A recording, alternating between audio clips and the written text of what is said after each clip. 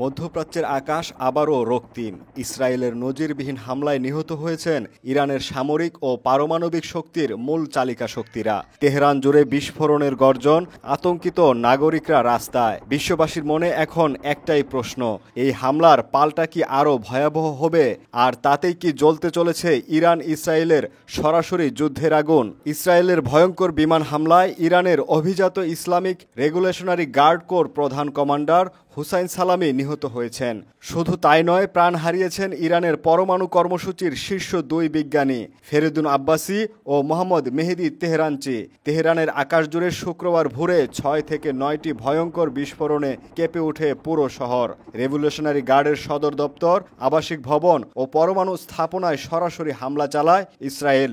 ইসরায়েলের প্রধানমন্ত্রী Benjamin Netanyahu জানান, তেহরান থেকে 225 কিলোমিটার দক্ষিণে নাতানজা পরমাণু কেন্দ্রে টার্গেট করে চালানো হয় হামলা।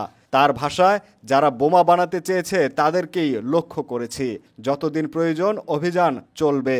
ইসরায়েলের প্রতিরক্ষামন্ত্রী ইসরায়েল কার্তজ এই হামলাকে আগাম প্রতিরোধমূলক ব্যবস্থা হিসেবেও ব্যাখ্যা করেছেন।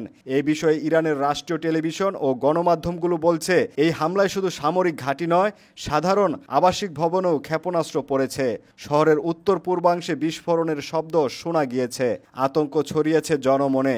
এদিকে ইরান হুঁশিয়ারি করে জানিয়েছেন, মার্কিন প্রেসিডেন্ট নির্বাচনের আগেই তারা সুনির্দিষ্ট ও বেদনাদায়ক জবাব দেবে। ইরাক হয়ে ড্রোন ও ব্যালিস্টিক ক্ষেপণাস্ত্র ছোড়ার আশঙ্কায় টালমাটাল গোটা অঞ্চল। ইতিমধ্যেই ইসরায়েল মোতায়েন করেছে $500 বিলিয়ন তৈরি লেজার ভিত্তিক আয়রন বিম সিস্টেম।